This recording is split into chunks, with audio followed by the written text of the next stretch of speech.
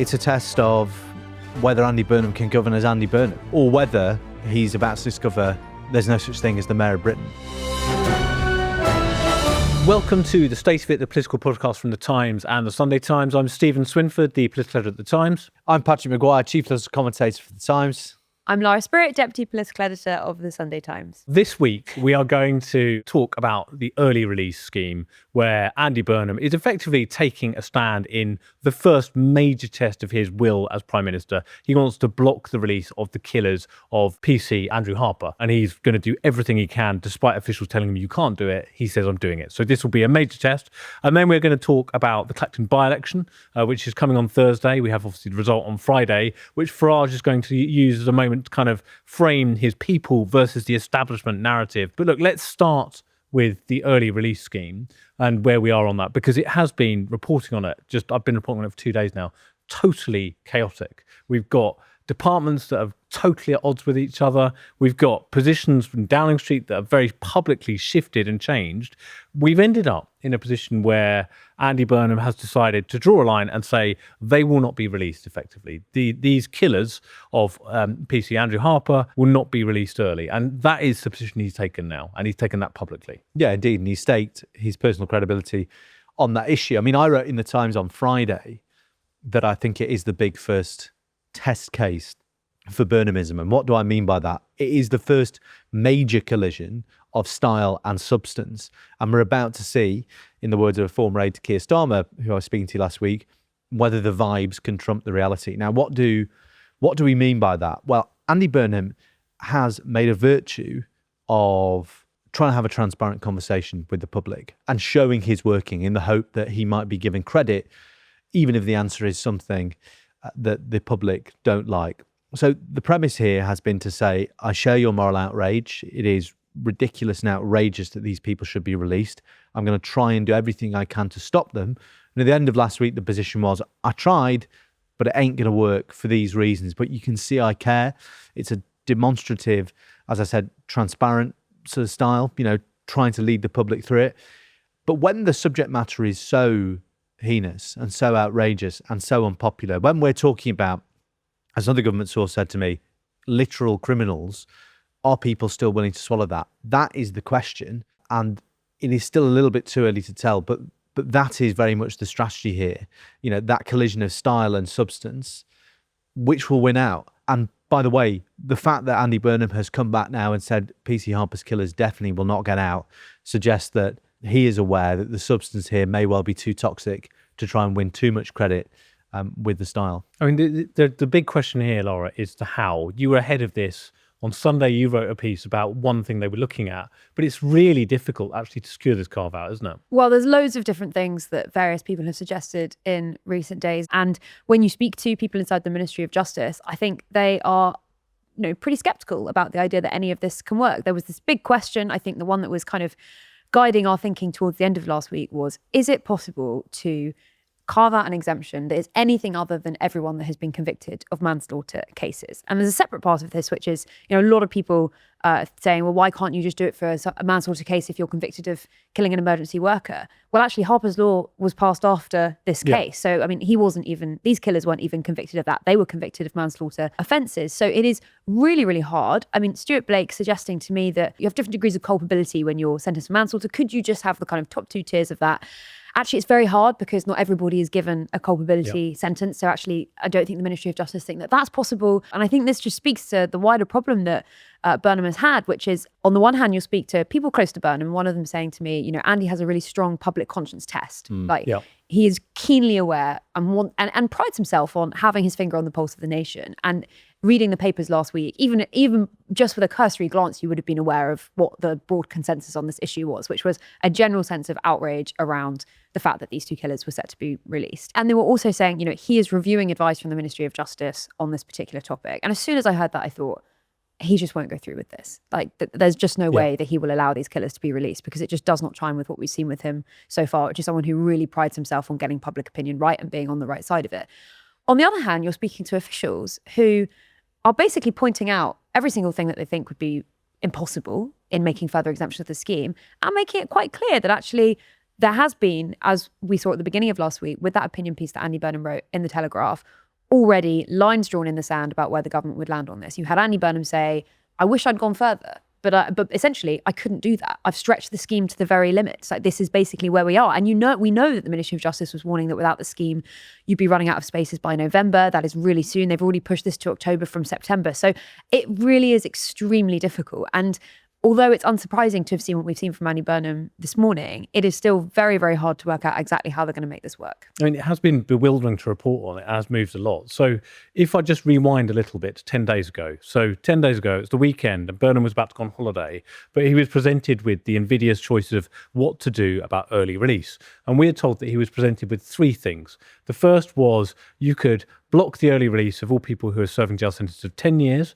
You could block the early release of all people that are serving jail sentences of 7 years. And that would, he was told, have stopped the release of PC Harper's killers. So that was options on the table. He didn't want to do that. And the reason he didn't want to do that is he wanted to take the third option, which was when you look at types of offenders. He wanted to stand up and say, there is no right answer on this, by the way, but I have stopped rapists, child sex abusers and grooming gang offenders from being released. Officials made clear to Andy Burnham that if he proceeded with this plan, it would result in the release of PC Harper's killers. And then we got the Telegraph piece where he wrote and was very clear, I pushed this to limits and I can't go further.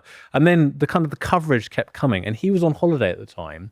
And what we're told is he asked for daily updates, and he was very exercised about the PC Harper issue, and it kept coming back to it again and again, and that he just decided that he wanted to push the system harder. He's come back from holiday, and he's ended up kind of going for it. But it has been yesterday in the morning, we had a Downing Street lobby briefing where we all troop into lobby, and the Prime Minister's official spokesman gives us briefings. And they essentially told us that they couldn't do a carve-out for these two individuals. They said it wasn't possible because you do a carve-out for these killers, then you have to do it for all of the killers, for all of those on manslaughter. And therefore, suddenly you've got hundreds more people staying in jail, which obviously would be popular with voters. But the whole point is the prison system is on the brink of collapse, so you need to relieve pressure. So they said that isn't a possibility. And then by the end of the day, when we were looking at writing a story on it, we discovered that actually he decided, you know what, I'm going for this. I do not think this is right. And we splashed this morning a story saying very publicly, I have told Alex Norris, my Justice Secretary, to find a solution to this. And that's what he's got to do now. Yeah, exactly. And it's interesting, you come back to Burnham's own preoccupation with the issue, right? And the public conscience test you mentioned, Lara, something he kept saying to officials last week, I'm told, the week before he went on his holiday was, I don't think the public are going to believe that. I don't think the public are going to thank me for that. The problem is the policy issue is unbelievable and it is thankless, in that are the public going to believe that there can't be a carve-out? If he carves out two or he carves out a few more offensive, will they believe that he can't do it for more? Will they thank him for drawing the line anywhere? Those are the questions on a policy issue of this nature. And what you hear from his predecessors in Cabinet, in number 10, is, there's a reason Keir Starmer took the political pain on this, because there was no alternative. And Keir Starmer was not the kind of person who would do anything other than defer to expert advice, official advice on most issues and say, okay, well, there is no alternative. And we're about to see, and people who were dealing with this before are quite watching this with a degree of schadenfreude, because they think, well, we know exactly where you're going to end up. It's inevitable. And that's what Andy Burnham is trying to prove wrong. The other thing worth noting is that he did know this was going to be a problem before he entered Downing Street. So we did a front page saying sex offenders he's looking at exempting them from this, which he in the end did. But they did not see the PC Harper case coming, obviously, because, you wouldn't necessarily have expected them to see that specific case coming, perhaps, but they did know that one of the first tests he would face was, are you going to allow rapists and child sex offenders to be released early? That's going to be a terrible look. So they did have this. They were genuinely quite concerned and angry when they realised how bad the problem was. But I have to say, when I wrote that initial story, there were a number of people in government under the Starmer government who were saying, that's just not going to be possible. Even for the exemptions of child sex offenders and rapists, like that does not work within the bounds of this early release scheme, they are going to have a massive headache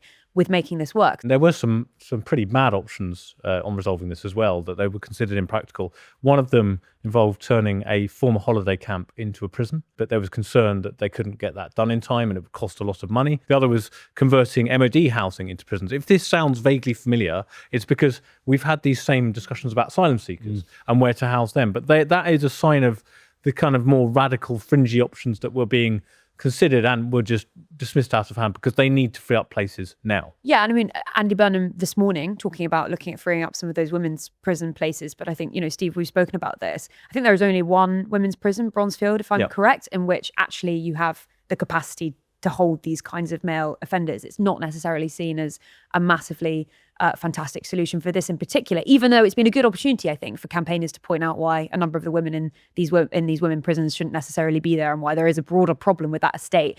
It's not in itself a silver bullet to solving this, and there are no silver bullets in this. But I think what they are kind of realizing and thinking about is actually we just need to be in a place where by the point at which these killers are released, we do have enough free space to be able to make a kind of broader set of exemptions in which this is possible within the realm of the law. That's where I suspect they'll end up. And look, there are no easy choices. So let's say there is a world in which he succeeds in securing a carve-out to prevent the release. Someone else was saying to me yesterday, well, there is a real issue with this because it creates a hierarchy of victims. What we are saying is that somebody who is a police officer who has been killed is their offenders should be treated more harshly than someone else whose, let's say, child was killed under a manslaughter offence. Or you end up in this kind of moral quagmire. And I think Andy Burnham is feeling his way through it, but there are wider consequences and a wider debate to become. It is not straightforward, this. And they know that when you speak to people around Burnham. They'll say privately, look, we find a way to block the release of these two killers. There will be other cases, other causes that people become passionate about as soon as we do that. And so I think, and as soon as you do that for one, it then becomes difficult to do that for others. Like, I mean, domestic abuse is a big one. You've got Jess Phillips, former safeguarding minister, openly saying that they should be exempted from this as well. I'm sure in circumstances where they outline how they're able to exempt PC Harper's killers from this, the merits of that notwithstanding, but you would then immediately have a huge amount of pressure from domestic abuse victims and that whole caseload to say, well, sorry, but if you did that for this, why can't you also do that for these cases as well? It's a test of whether Andy Burnham can govern as Andy Burnham, or whether he's about to discover there's no such thing as the Mayor of Britain, right? In that, what was he able to do as Mayor of Manchester? When Keir Starmer was looking at two bad options, or two options that were terrible in different ways, and picking one of them, Andy Burnham from the outside could go, I wouldn't do that, or we shouldn't be doing that. There must be another way. And on this, he has spent basically more time than on anything else since he's become Prime Minister on trying to find another way.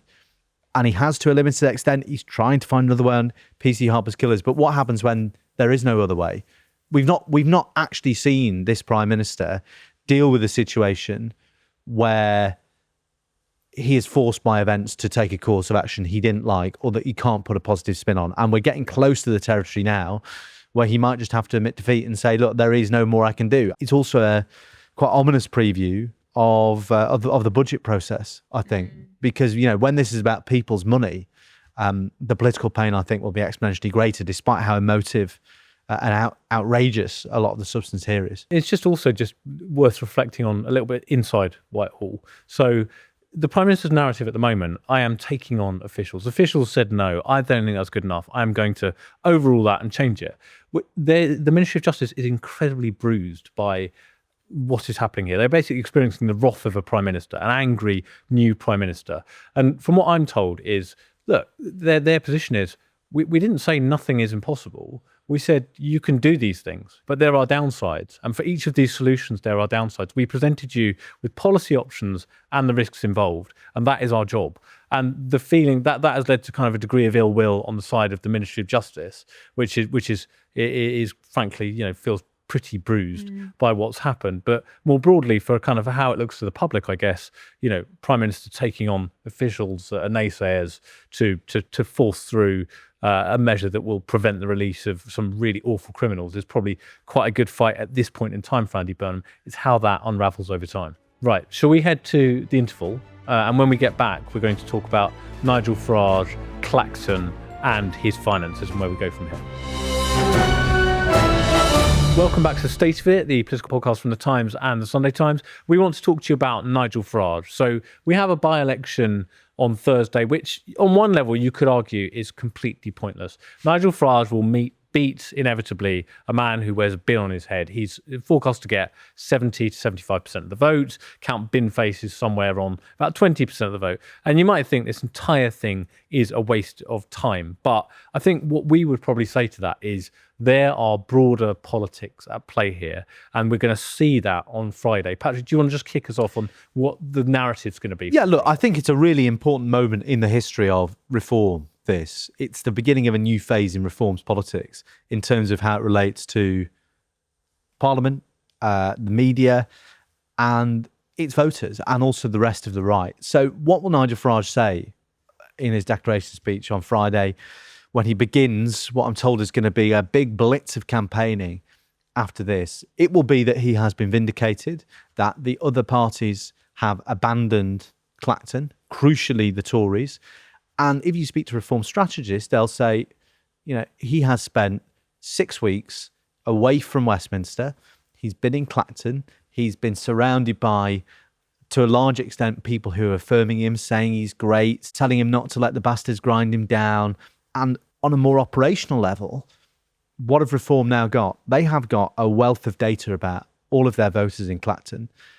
And they've shown that Nigel Farage can use that data in the next election, then he can tour the country in a way that national leaders in marginal seats or seats where they don't have that level of data are seldom able to, right? So they think it's a hugely significant thing, and that if he has to fight another by-election, if the Standards Commissioner come back later in the year and say, actually, no, there's a recall petition, then he's got a ready-made formula.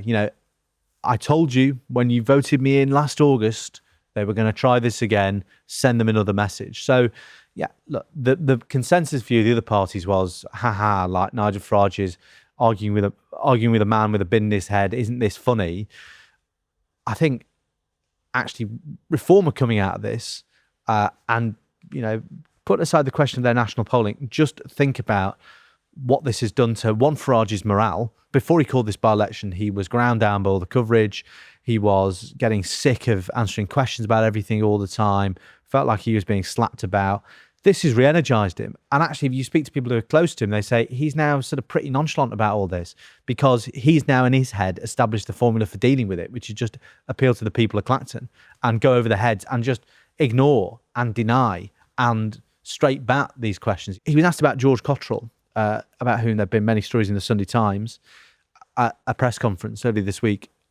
And at several press conferences, he's just said, yeah, I'm friends with Posh George. I've taken money off Posh George. So what?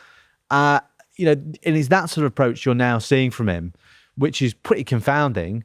Some people might say, it's pretty worrying, X, Y, Z. But Clacton, that's what Clacton has done to him. We're going to see a new version of Farage who is, regardless of how Reform are doing in the polls nationally, pretty emboldened and feeling a sort of renewed energy to take these questions on, regardless of the broader consequences. I think the risk, Lara, is that this just bogs him down. He has got an outstanding investigation from the Parliamentary Standards Commissioner, who is looking into this £5 million gift, open quotes, gift, close quotes, that he received from a crypto billionaire, whether that should have been declared or not. Now, that matter then could get referred to the Standards Committee if the Standards Commissioner finds against him. And that committee, we've been there before, we had it with Boris Johnson, it turns into a massive spectacle. It just dominates the bandwidth, and it will mean months and months of questions about his finances and scrutiny of those finances. And that is challenging and politically challenging. So the framing of it will be it's a kangaroo court, it's people versus the establishment, but the challenge is that it's just going to come back to questions about his finances over and over. I think you're right, it is a risk, and what we're seeing in the polls suggests that it is actually proving to be quite a substantial and possibly electorally significant risk as well. I know that the story in the Times this morning about the fact that Labour is now ahead of Reform by 2 points is all within the margin of error. But the point is that Reform are no longer clearly ahead of Labour consistently in a way that they have been, and this is the worst result they've had, since last March? They're not talking about what they want to be talking about. Like, you've got mega dinghies, you've got crime. These are the central issues when Farage is doing well.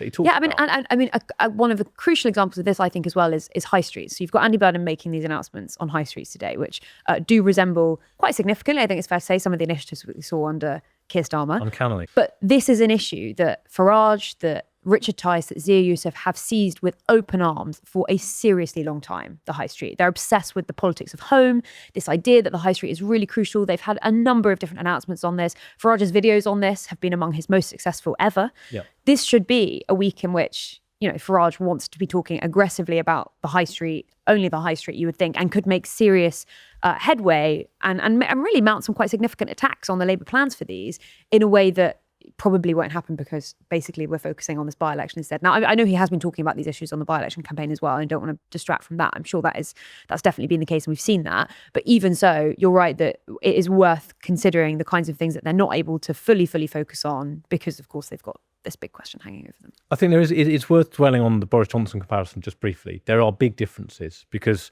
when Boris Johnson went before the Standards Committee, it was kind of, politically over for him. The Tory party had abandoned him. He had no support. So the final nail in the coffin was this suspension that would have come into force if he was still an MP. Whereas I think what Farage has done, Patrick, is by winning in Clacton, which you would expect him to do, it removes arguably the toughest sanction, which would be you face a recall petition and therefore lose your seat. Well, actually, he has full support of all reform. And I think one of the messages they'll say is, I'll do this again. If you ban me, I'll do it again. I'm spiking your guns effectively. Also, by the way, and this is a suggestion I picked up last week, don't be surprised if Nigel Farage isn't the first Reform MP to do this.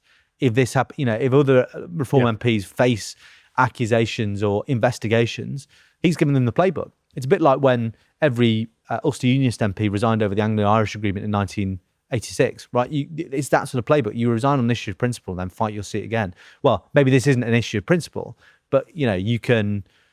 Farage has shown you can do this, and there are sort of organisational advantages to doing it.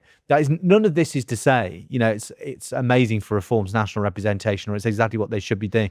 But just the mechanics of running a political party, that don't lose sight of that, is what I would say. Yeah, I mean, it's also true that there's only so many Reform MPs for whom that could be the case of in a future Reform government, because they are so obsessed with getting outside talent in, who will actually, by definition, just be free of a lot of that parliamentary scrutiny, right? Because they believe in this model of being able to have people in cabinet, whether you appoint them to the Lords to serve or just in wider advisory positions in government. They will find ways of making sure that these people don't have to go through what Farage has We're gone getting through as one before Reform's conference. We're going to get the new their defence spokesman, which we're told is a very senior military figure. And they I mean, we don't know who it is at this stage, but they're pretty confident they've got someone that's a good fit for it. So again, that will be someone who's not an MP, that is therefore not subject to the same strictures and code as an MP. But I think, once this Clacton thing is done with, it'll be the ultimate test of how effective all this has been. Will be, can Nigel Farage seize the agenda on something that isn't himself? I'm also told what Nigel Farage is going to ramp up from next Friday is a demand for a general election again and again and again. Andy Burnham is illegitimate. We need a general election, running up into Reform's big conference in Birmingham in September, where that'll be one of the big headline things. Call an election. You've got to call an election. It's interesting. Farage has long predicted privately and indeed publicly there will be an election in 2027. He said that in his speech last year. Maybe it'll come to pass, but that's the other big thing you will hear from him again and again and again. Are people still willing to listen? Because if you speak to Reform strategists, they obviously look at the polls and say, yeah, it's not great, but something they think is the issue is, and you pick this up on the other side from Labour MPs as well, it's varying levels of enthusiasm among the party's core vote. So Labour voters are now suddenly very enthusiastic. Green waverers are coming back, whereas all of these stories have sort of deflated, de-energised, put the frighteners on Reform's core vote a little bit. And that's part of the reason for leaning into Clacton as well, and part of the practical reason for embracing the Clacton experiment as well, because it gives them a formula for G'ing them up. Because it did two things that are just worth flagging about what comes next on the standard stuff is Farage announced that he was resigning as an MP shortly before he was due to give evidence to Daniel Greenberg, the Standards Commissioner. So he was due to do it, and then he did this instead. So he has to do that. He has to go give evidence. And he also has to provide the physical evidence he has. And they have one piece of evidence, which they say is critical. It's a written agreement, is how it's described, between Farage and Christopher Harborne, which says that this £5 million was a personal gift. And that's their main kind of trump card as they see it. The problem with that is it's a question of perception and whether that money could have been perceived as a benefit and therefore should have been declared. And that's what he's going to come up against. But at some point, I think they are planning to actually publish that just to demonstrate them and make their point. So we'll see where it ends up. But again, it is a lot of money, and people will obviously ask questions about what was that money for and why have you received it? And was it genuinely a gift, which is where we are today. Yeah. And to that, Reform say, well, all the revelations about pleasing investigation into Farage security, the tragic murder of Anne Widdecombe, they say what they're hearing Clacton now is, oh, no wonder you need all that money for your security. I mean, look, anecdote is not data, and the national polls tell a slightly different story about how people have reacted to Farage since that. But it is worth saying and worth pointing out, they may yet be proven wrong, that Reform's leadership do think they have a strategy and the lines to take to get them through this. And even if Westminster podcasters disagree with them, I think what we will see after Clacton is a version of Reform that is just emboldened to pay even less regard for the niceties and conventions and decorum of Westminster. I think, by the way, that is something we haven't seen. Reform conscientiously objecting entirely to Westminster's game. It's something. It's sort of much more like what Donald Trump does, and I often think that's a facile comparison. But I think we are going to see something that looks a lot more like purer populists from abroad than anything we've seen in British politics before. It's true that in the focus group that we did with More in Common in Clacton, the people that were sceptical of Nigel Farage were much more likely to cite the fact that they didn't feel he was in Clacton that much, for example, than they were the £5 million. And actually, when that came up, they were, some people would say this is a slightly depressing take, but the overwhelming consensus was they're all at it. That wasn't an issue that resonated with people, even among those in Clacton. And of course, there aren't that many necessarily who did have concerns. I mean, it's a bandwidth issue. Just to come back to it again, what they want to do is get back to the Farage of last summer, where they were on the front for consistent press conferences every Monday, exactly as you say, Patrick, talking about policy, talking about migration, boats, talking about the issues. And that's when they do better in the polls. When he's asked again and again about his finances, gets prickly, it is more difficult. Yeah, of course.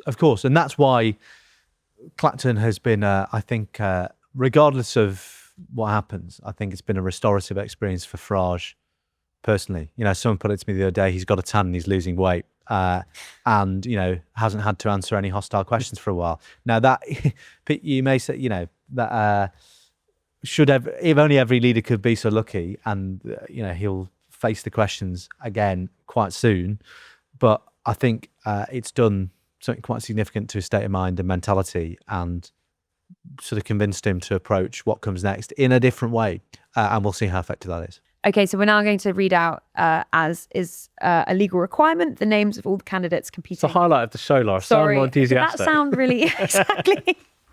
Sorry. I'll begin. Okay, so Joseph, 77, independent. Adham Al-Khatib, from the Forward Party. Count Binface from Count Binface Party. Nick the Incredible Flying Brick from the official Monster Raving Loony Party. Tony Kane, an independent. Woke Trump Kazi, an independent.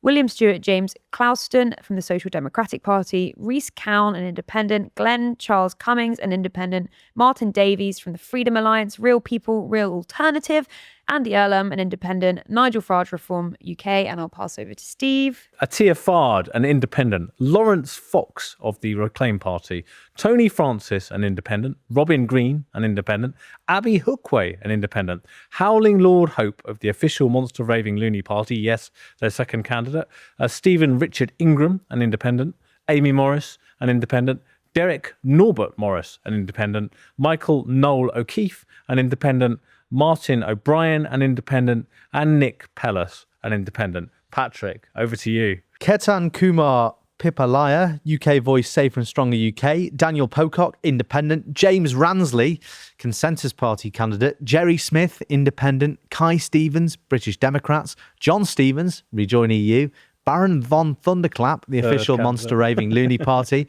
Pamela Walford, independent. Marcus White, Everyone is God Party, and Mark Wilkinson, Independent. Okay, I think that brings us to an end this week. Thank you, everyone, for listening. We'd like to pay tribute to our awesome producers. Who wants to do that? I'd very gladly do it. You and Daughtry and Harry Kitson, thank you for all that you do. And we pray for Molly Guinness's safe return from holiday sometime soon.